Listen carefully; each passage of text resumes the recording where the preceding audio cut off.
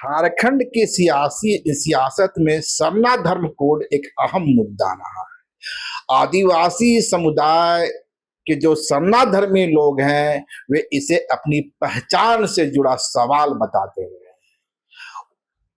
हालांकि आजादी के पहले तक जातीय जनगणना में आदि धर्म या सरना धर्म का विकल्प होता था, लेकिन भारत की आजादी के बाद कास्ट सेंसस से आदि धर्म का कॉलम हटा दिया गया और उसके बाद एक लंबे समय से इसकी मांग होती रही। झारखंड की सियासत में कहें तो जेएमएम सरना धर्म कोड की मांग प्रमुखता से उठाती रही, लेकिन हालिया दिनों में जब से राहुल गांधी ने कास्ट सेंसस की मांग शुरू की है, उसके बाद राहुल गांधी ने झारखंड की सियासत में एक दूसरा प्रयोग करते हुए सरना धर्म कोड को भी अहम मुद्दा बना दिया। और ताजा स्थिति यह है कि सरना धर्म कोड के सवाल पर कांग्रेस भी उतनी ही सक्रिय है जितनी जेएमएम है। कहा जा सकता है कि दोनों के बीच इस बात की होड़ लगी हुई है कि सरना धर्मियों का असली चैंपियन कौन है। इस वक्त हमारे साथ हैं रमा खलखो जी। रमा खलखो जी आदिवासी समुदाय के मुखर आवाज रही हैं, कांग्रेस की कार्यकर्ता हैं, सोशल एक्टिविस्ट हैं। तो रमा खलखो जी, भारत मित्र पे आपका स्वागत। धन्यवाद। पहला सवाल तो ही होगा रमा खलखो जी, एक कांग्रेस की जमीन को आप लोग हड़पने की साजिश क्यों कर रहे हैं? तो कांग्रेस का भाई बैकग्राउंड था ना सरना धर्म कोड, कहाँ से आप लोग नया नया एंट्री ले रहे हैं? ऐसी बात नहीं है। ये सरना धर्म कोड और सरना धर्मावलंबी ये जब से दुनिया बना है, आप कहेंगे कि आदिवासी का जन्म हुआ है। आदिवासी मतलब आदि काल से चला आ रहा, जिसको कभी खत्म नहीं किया जा सकता है, वो आदिवासी है। और ये मांग आज की नहीं है, ये मांग बहुत ही पुरानी मांग है। मुझे याद है जब रामदयाल मुंडा हुआ करते थे, उस वक्त भी इसकी चर्चाएं होती थी। और इसकी चर्चाएं चूंकि सरना समिति के खुद हम प्रांतीय सचिव भी रहे हैं, और उस वक्त भी ये मांगे हुआ करती थी। तो ऐसा नहीं है कि ये सिर्फ कांग्रेस की चाल है या फिर अन्य दलों की चाल है। और ये एक्चुअल में सरना, आज जो हमारे माननीय राहुल गांधी जी ने जातीय जनगणना को लेकर के सड़क से लेकर सदन तक उन्होंने जो आवाज उठाई, जिसका प्रतिफल है कि माननीय केंद्र सरकार को भी आज ये घोषणा करना पड़ा और पूरे देश में जातीय जनगणना के लिए बात चल रही है। और निश्चित रूप से अगर आप देखेंगे कि पूरे देश में 12 करोड़ से ज्यादा की आबादी हम सरना धर्म के लोग हम लोग हैं। और उसके लिए आप देखिए जनगणना कॉलम में ये कई बार बातें हुई है। ये आज से 2001 में जब जनगणना की बात हो रही थी, उस वक्त भी ये बहुत जोर से रेस में आया था। जब जब यहाँ पर जाति जनगणना या चुनाव की बात आती है तो होता है, ऐसा नहीं है कि हम चुप बैठे हुए हैं। हमेशा से लोग इस बात को 1 पीढ़ी 2 पीढ़ी 3 पीढ़ी से लोग लड़ते आ रहे हैं। हालिया दिनों में आपकी कांग्रेस और जेएमएम की संयुक्त सरकार ने, मैंने गठबंधन की सरकार ने भी विधानसभा से पास कर इसको भेजा। जी, निश्चित रूप से इसको बिल पास करके इसको केंद्र सरकार के पास भेजने का भी काम किया गया है। और अब केंद्र की सरकार में मुझे लगता है कि पूरे देश में कई आदिवासी सांसद भी हैं, लेकिन इस मुद्दे को गंभीरता से इसको नहीं लेते हैं। लेकिन गंभीरता से लेनी चाहिए, क्योंकि देखिए 12 करोड़ की आबादी यहाँ कम नहीं है। अगर आप जनगणना कॉलम में आप देखेंगे तो 7वां कॉलम को हटा दिया गया है केंद्र सरकार से। आप देखेंगे कि जैन और बौद्ध धर्म, जिसकी संख्या हमारे धर्म से भी कम है, लेकिन उसके बावजूद जब उसको आप कॉलम दिए हैं महाराज, तो ये हमारा कॉलम को आप हटाने से आप क्या दर्शाते हैं? तो आज की ये लड़ाई नहीं है, ये मांग बहुत पुरानी मांग है। हमारे माननीय सांसद सुखदेव भगत जी ने इस बात को बहुत मुखरता से रखा है संसद में। मैं चाहती हूँ कि पूरे देश में जो हमारे सरना धर्मावलंबियों के जो सांसद हैं वो भी इस बात को उठाए। माननीय महामहिम के पास भी जब यहाँ पर द्रौपदी मुर्मू जी जब यहाँ थी तो इस बात को भी रखा गया था, और अभी राष्ट्रपति महामहिम जी हैं, उनको भी संज्ञान में लाया जाएगा कांग्रेस पार्टी की ओर से। अब मुझे लगता है कि उनको भी इस बात को लेकर लेकर के, चूंकि वो खुद एक सरना धर्मावलंबी से आती हैं, पूरे देश को रिप्रेजेंट कर रही हैं। मैडम मेरा सवाल यह होगा, 26 तारीख को आप लोग का महामहिम राजभवन के राज्यपाल के सामने प्रदर्शन है, 25 को जेएमएम जो है जिला मुख्यालयों पर प्रदर्शन करने की घोषणा करती है, ये संयोग है? देखिए, अब इसको संयोग कहिए या फिर मुखरता से आवाज कहिए। अच्छा। क्योंकि झारखंड पार्टी भी चाहती है कि सरना कोड मिलना चाहिए और कांग्रेस भी चाहती है कि सरना कोड मिलना चाहिए। तो 26 तारीख को जो हमारा राज्यव्यापी जो हमारा धरना प्रदर्शन है, चूंकि यह बात इसलिए रेस में अभी आ रहा है क्योंकि जातीय जनगणना की बात हो रही है। तो जातीय जनगणना की बात हो रही है, तो भाई जब आप हिंदू, मुस्लिम, सिख, ईसाई, जैन, बौद्ध आपने किया है, तो क्यों नहीं आप सरना धर्मावलंबी के लिए कोई एक सुटेबल शब्द, जिसको लेकर के आज देश में दो पक्ष के लोग हो गए हैं कि कोई सरना कोड कहता है, कोई आदिवासी की बात करता है, आदि धर्म बात करता है। तो इसको देख करके कोई एक सुटेबल शब्द केंद्र सरकार को दे करके हमारी गणना करनी चाहिए, ताकि हमारी राष्ट्रीय पहचान मिल सके, हमें जो आरक्षण मिलना है वो मिल सके, आदिवासी की जो पहचान है वो मिल सके। आज हम लोग अन्यथा कॉलम अन्य में लोग हम लोग डाल देते थे, उसमें कभी हमारी गिनती इधर, कभी गिनती हमारी इधर हो जाती थी। तो विशेष तौर पे जब हम लोगों का आज जातीय जनगणना जो घोषणा हो चुका है, तो निश्चित रूप से कांग्रेस इस पर प्रखर मुखर होकर के आज आवाज बुलंद करने जा रही है कि जितने भी देश के धर्मावलंबी है सरना, उसको एकत्रित करके, उसे गणना करके, उसको एक जनगणना फोरम में उसका एक कॉलम दिया जाना चाहिए।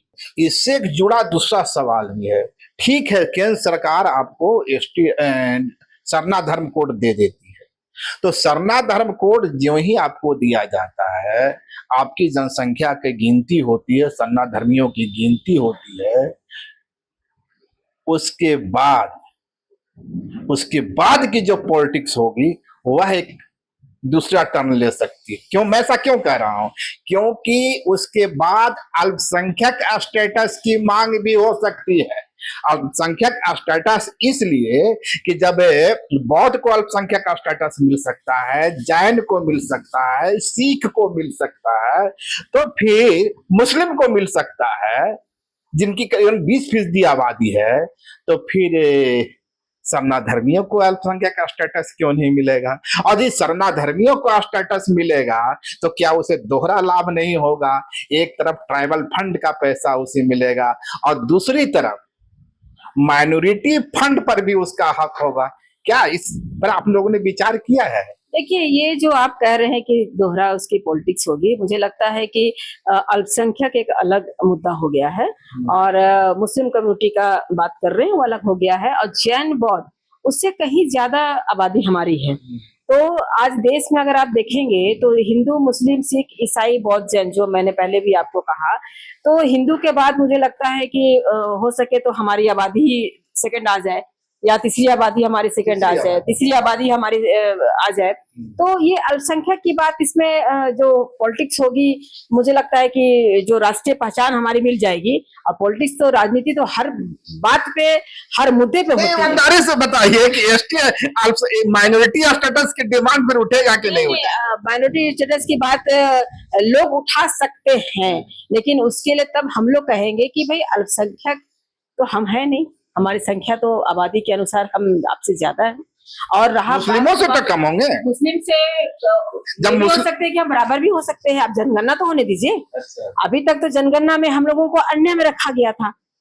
आप देखेंगे कि सिर्फ झारखंड में सरना नहीं है, सिर्फ छत्तीसगढ़ में, उड़ीसा में नहीं है, आप राजस्थान में आप जाके देखें, मीना लोग भी आदिवासी की श्रेणी में आते हैं। आप महाराष्ट्र में चले जाएं, आप अदर स्टेट में भी आप चले जाएं, हर जगह हमारे सरना धर्मावलंबी लोग हैं। तो कहीं ना कहीं इसकी जो अनुसूचित जनजाति के नाम से आज संविधान भी हमको आज अधिकार दिया है, हमको दिया है, लेकिन ये जो बातें आ रही है कि हमारा राष्ट्रीय पहचान, आज हमारा आप देखेंगे तो कोई राष्ट्रीय पहचान नहीं है। हिंदू कहने से तो हिंदू की राष्ट्रीय पहचान है, संविधान में भी आप उसको कह सकते हैं। अगर आप मुस्लिम कहेंगे तो उसका भी है, ईसाई कहेंगे तो उसका भी है, बौद्ध का भी है, जैन का भी है, लेकिन जो सरना धर्मावलंबी है उनका तो कहीं ये जिक्र नहीं किया गया है। इससे जुड़ा एक सवाल यह भी है कि आदिवासी समुदाय का एक छोटा सा ही हिस्सा का ईसाईकरण हुआ है, एक बड़ा हिस्सा का हिंदूकरण हुआ है। आज तक हम लोग ट्राइबल मानते हैं, पर यदि ये एसटी सरना धर्म कोड का सवाल आता है और दिया जाता है तो कहीं नहीं लगता है कि एक बड़ा हिस्सा आपसे छूटेगा? बहुत सारे लोग हिंदू लिख लेंगे, बहुत सारे लोग दूसरे धर्म को लिखेंगे, फिर आपकी संख्या कमेगी। नहीं, ऐसी बात नहीं है। अभी तक अन्य लिखा जाता था, तो अन्य में लोग जो जनगणना, सच्चाई में बता रही हूँ, जो जनगणना करने आते थे तो मान लीजिए किसी का नाम में देवी लगा देते थे, तो उसको लोग हिंदू में गिनती करते थे। लेकिन जब आज की हमारी जनता, आज की हमारे जनरेशन, मैंने जो सरना धर्मावलंबी लोग के लोग हैं, तो काफी जागरूक हो चुके हैं, जागरूकता आई है, काफी जागरूक हो चुके हैं। तो अगर ये धर्म कॉलम कोड जो हमारा आ जाएगा, तो मुझे लगता है कि वो लोग सिर्फ उसमें लिखेंगे और कहीं जाएंगे नहीं। और जो कन्वर्ट की बात कर रहे हैं, तो हम सरना धर्मावलंबी, ना हम ईसाई हैं ना हम हिंदू हैं। हमारी जो परंपरा है, रूढ़िवादी परंपरा, उसके अनुसार हमारा समाज चलता है, हमारा धर्म चलता है। ईसाई तो कन्वर्ट हो गए हैं, और अब कुछ जो आरएसएस प्रवृत्ति के लोग हैं, वो लोग हमें हिंदू हिंदू करते हैं, हमें उसको से जोड़ते हैं। तो सरना ही सनातन का नारा भी गूंज रहा है। नारा देते हैं, लेकिन हम कह रहे हैं, मैं खुद एक सरना हूँ, मुझे गर्व है अपने सरना धर्म पे, लेकिन मैं कभी ना मैं ईसाई हूँ ना मैं हिंदू हूँ। हमारा जो रूढ़िवादी परंपरा चलता है, सामाजिक व्यवस्था, हम उसके अनुसार, हमारे पुरखा जो छोड़ के गए हैं विरासत में, उसको लेकर के हम आगे चल रहे हैं। खलकों की पसंद हो सकती है सरना धर्म, पर बहुत सारे ऐसे एक्टिविस्ट हैं जो कहते हैं नहीं भाई, मैं तो सनातनी हूँ, सरना ही असली सनातनी है। तो वैसे लोगों पर ये प्रश्न होना चाहिए कि जब आप कहते हैं कि ईसाई में लोग कन्वर्ट हो गए हैं, तो आप भी तो कन्वर्ट कर रहे हैं उधर, आप भी तो कन्वर्ट कर रहे हैं।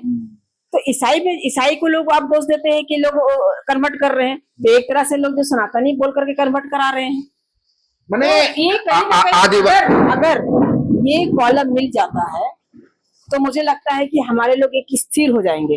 अच्छा। अभी तक तो कॉलम नहीं मिलने के कारण कोई उधर कोई इधर, और अब शहर में जो जागरूक हो गए हैं, उनके पास अब नहीं आ रहे हैं लोग। अच्छा। अब ऐसे लोग गांवों में जाते हैं। अब आप देखेंगे कि जो कन्वर्ट कराने के लिए, चाहे वो हिंदूकरण का हो, चाहे वो ईसाई का हो, वो शहर में नहीं होता है, वो बिल्कुल देहात में, जहाँ पे सुदूर एरिया में, जहाँ पे लोग नहीं जा पाते, जहाँ पे शिक्षा का अभाव है, जहाँ पे जागरूकता का अभाव है, वैसे लोगों के पास जाकर के लोग धर्मांतरण का काम करते हैं। आपका मानना है कि जैसे जैसे एसटी समुदाय में एजुकेशन बढ़ा है, शिक्षा का प्रचार प्रसार हुआ है, अब वे कन्वर्ट नहीं हो रहे हैं? निश्चित रूप से आप देखेंगे कि कई जगह पे ईसाई से भी लोग वापस आ रहे हैं। अच्छा, ईसाई से भी कई जगह लोग वापस अपने धर्म पे आ रहे हैं। तो अब इस चीज को जागरूकता आने के बाद लोगों में ये समझ आ गई है कि हमारा जो धर्म है वो हमारा धर्म है, हम कहीं से भी ना हिंदू हो सकते हैं ना हम ईसाई हो सकते हैं। तो अब इस चीज की जागरूकता हमारे आने वाली पीढ़ी को हो चुकी है, और अगर कॉलम सटीक मिल गया हमें, मुझे लगता है कि देश में जो हमारे, हम 12 करोड़ 13 करोड़ की बात कह रहे हैं ना, हो सके कि उससे हम ज्यादा भी हो सकते हैं। हर एक चीज, एक पार्टी कार्यकर्ता के रूप में आपकी तैयारी, मतलब कांग्रेस की तैयारी कितनी है? राजभवन का घेराव करने जा रहे हैं, तो ये औपचारिक घेराव होगा या कुछ शक्ति प्रदर्शन होगा? 10-20 हजार की भीड़ भी जुटेगी? आपने विगत दिनों कांग्रेस का जितना भी कार्यक्रम है, संविधान बचाओ रैली भी आपने देखा, जो हमारे माननीय राष्ट्रीय अध्यक्ष खड़गे जी का आगमन हुआ था, आपने देखे किस प्रकार से यहाँ पर हजारों लाखों के हुजूम में लोग आए हुए थे, हर जिला से आए हुए थे। और इसकी तैयारी 26 तारीख राजभवन की तैयारी भी व्यापक रूप से हो रही है। हम लोग अपने अपने जिले में जिनको पर्यवेक्षक बनाया गया है, वो 24 तारीख को हम लोग वहां जाकर के प्रेस कॉन्फ्रेंस के माध्यम से भी लोगों को बताने का हम लोग काम करेंगे। और अब 26 तारीख का जो राजभवन घेराव होगा, वो आप देखिएगा कि हजारों की संख्या में हम लोग वहां पर राजभवन घेराव करेंगे। और ये सरना का कोड जब तक नहीं मिलता है, तब तक कांग्रेस प्रतिबद्ध है लड़ाई लड़ने के लिए। के राजू के आने के बाद झारखंड कांग्रेस कुछ बदलता दिख रहा है। बदलता इस मायने में कि जितनी प्रमुखता से अब वह एसटी समाज की आवाज को, ओबीसी की आवाज को उठा रहा है। इसके पहले भी कांग्रेस के प्रभारी होते थे, पर शायद वे बचने की कोशिश करते थे कि कहीं जेएमएम की नाराजगी सामने ना आ जाए। देखिए, हर प्रभारी, हर लोगों का काम, पैसा के सवाल पर भी मुखर हो गई कांग्रेस। देखिए, हर प्रभारी का और हर लोगों का काम करने का तरीका अपना होता है। बेशक के राजू जी के आने के बाद संगठन में जो गतिविधियां बढ़ी हैं, वो आपको देखने को मिल रहा है।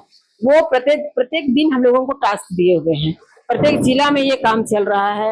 अभी चूंकि कुछ दिन स्थगित किया गया था जो प्रकरण चल रहा था भारत और पाकिस्तान को लेकर के, लेकिन जो कार्यशैली और जो मुद्दे और जो संगठन सृजन में सशक्तिकरण लाना, और ये खुद एक अधिकारी रह चुके हैं, चीफ सेक्रेटरी रह चुके हैं। अब जैसे JSLPS के जो आज पूरे देश उसको आज मान रहा है कि हाँ और दलित कैटेगरी से आते हैं, इसलिए आदिवासी समुदाय की भावनाओं या संवेदनाओं को बेहतर समझ, निश्चित रूप से वो समझ रहे हैं, क्योंकि जो ग्रास रूट का वर्कर है उसको सम्मान देने का ये काम कर रहे हैं। और ये ढूंढ रहे हैं कि संगठन में माननीय राहुल जी का भी यही भाषण था। अभी माननीय राहुल जी ने भी यही कहा था कि जो बड़े नेता हैं जो बूथ नहीं जिता पाते हैं वैसे लोग भी रहते हैं। तो अब ऊपर से भी हमारा जो माननीय राष्ट्रीय संगठन है और जो हमारा प्रदेश का संगठन है, जिला का संगठन है, अब बहुत आप देखिएगा हेर फेर, और जो वाकई में जो संगठन के लिए काम करता है, जो वाकई संगठन के लिए जो जमीनी स्तर पे काम करता है, चाहे वो पंचायत लेवल का ही क्यों ना हो, उसको के राजू खोज करके सम्मान देने की बात कर रहे हैं। बहुत बड़ी बात है। मैंने कहने का आपका इशारा इस बार की है कि झारखंड कांग्रेस में एक बड़े ऑपरेशन की तैयारी है, और वैसे चेहरे जिनके पीछे जनाधार है अब उसे सामने लाया जाएगा बनिस्बत उन चेहरे पे जो बाचाल तो होते हैं, वोकल तो होते हैं, पर चुनाव जिताने की क्षमता नहीं रखते। अभी आप देखेंगे कि राजू जी का जो कार्यशैली है, वो एक होता है ना कि कोई आने से गणेश परिक्रमा वाले लोग, इनको वो पसंद भी नहीं है। वो सीधे चाहते हैं कि आप क्षेत्र में जाए, आप काम लगाए हैं, और उस काम का प्रत्येक दिन, मान लीजिए अगर हम किसी जिला का पर्यवेक्षक बनाए गए हैं तो उस जिला में हम काम कर रहे हैं कि नहीं कर रहे हैं, उसका भी हमारा कनेक्ट सेंटर से फोन जाता है। माने हमारी गतिविधियों को भी आंका जा रहा है कि हम कितना परिश्रम कर रहे हैं, कितना कार्यकर्ताओं के पास हम बीच में रह रहे हैं, कि हम ऑफिस से ही आ जा रहे हैं या हम प्रखंड या पंचायत तक पहुंच पा रहे हैं कि नहीं। क्योंकि ये बहुत बड़ा ऑपरेशन है जो आने वाले दिनों में कांग्रेस की सशक्तिकरण का एक माध्यम बनेगा। फिर से वही ख्याल जो रमा खलको जिस समुदाय से आती है, झारखंड में उसकी 26% आबादी है, रमा खलको प्रखर वक्ता है, तो क्या रमा खलको को सिर्फ रांची नगर निगम या रांची तक सीमित रखा जाए, या रमा खलको के लिए आगे के दरवाजे खोले जाएं? क्योंकि पॉलिटिकल पार्टिसिपेशन, राजनीतिक हिस्सेदारी भी दलित आदिवासी समुदाय का एक प्रमुख मांग रही है। इसमें रमा खलको का सवाल नहीं, सवाल है कि वो आदिवासी समुदाय का उस स्ट्रक्चर में कितनी हिस्सेदारी हो। देखिए, मैं काम पर विश्वास रखती हूँ। मैंने जब से कांग्रेस पार्टी ज्वाइन किया है और जब भी मुझे टास्क दिया गया है, 2014 से लगातार मुझे संगठन का काम दिया जा रहा है, और मैंने बखूबी ईमानदारी से अपने काम को अंजाम दे रही हूँ। और जिस वक्त हमारी सरकार नहीं हुआ करती थी, मतलब 2019 से पहले, हाँ, जब मैं संगठन में संगठनात्मक कार्य को मैं देखती थी, मुझे उस वक्त एक जोनल कोऑर्डिनेटर का काम दिया गया था, जिसके तहत मुझे 17 विधानसभा 3 लोकसभा का प्रभार दिया गया था। और हमारे क्षेत्र से, और उसके बाद 2019 का हम लोगों ने वो भरपूर कोशिश किया था कि हम लोग अपने ईमानदारी से हम लोग काम करें, और वैसे समय से हम लोग काम किए हैं। तो मैं काम पर विश्वास रखती हूँ। दाम ऊपर वाले का है, प्रतिफल ऊपर वाला देता है, लेकिन संगठन, आज हमारे माननीय राहुल गांधी जी जो परिश्रम कर रहे हैं पार्टी संगठन को आगे करने के लिए, तो उसका एक हिस्सा हम भी बनना चाहते हैं संगठन से जुड़ करके। बाकी पार्टी मुझे क्या देगी क्या नहीं देगी उसके लिए मैं कभी सोची नहीं हूँ। मैं अपना सवाल कर ही नहीं रहा हूँ। रमा खलको का क्या होगा ये दीगर बात है। दीगर बड़ी बात यह है कि आदिवासी समुदाय को उस संगठन में हिस्सेदारी मिलेगी या नहीं मिलेगी। लेकिन निश्चित रूप से ये तो पार्टी को सोचना है कि पार्टी, और अगर आदिवासी कोटा होगा तो निश्चित रूप से हम लोग उस पर दावेदारी कर सकते हैं, क्योंकि आदिवासी महिला और संगठनकर्ता हम लोग जब से इस पार्टी में आकर के हम लोग क्षेत्र में काम कर रहे हैं, निश्चित रूप से इसका हम लोग फल भी दिए हैं। तो पार्टी इसी को देख रही है, सोच रही है, करेगी, और मुझे उम्मीद है कि आने वाला समय हम लोगों के लिए अच्छा होगा। तो ये थे हमारे साथ रमा खलको जी, जिनका मानना है कि निश्चित रूप से दलित, वंचित और दूसरी जातियों को अब पॉलिटिकल पार्टिसिपेशन, सोशल पार्टिसिपेशन मिलेगा। और झारखंड में के राजू एक बड़े ऑपरेशन की तैयारी में है। इसके साथ ही चाहे पेशा का सवाल हो, जातीय जनगणना का सवाल हो, सरना धर्म कोड का सवाल हो, कांग्रेस वंचित जातियों के साथ, आदिवासी मूलवासी समाज के साथ खड़ी नजर आई। अगर खबर पसंद आए तो आप QR स्कैन कर दें हमारा साथ। आपका एक छोटा आर्थिक सहयोग है हमारा बड़ा हौसला। द भारत मित्र, बुलंद भारत की बुलंद तस्वीर।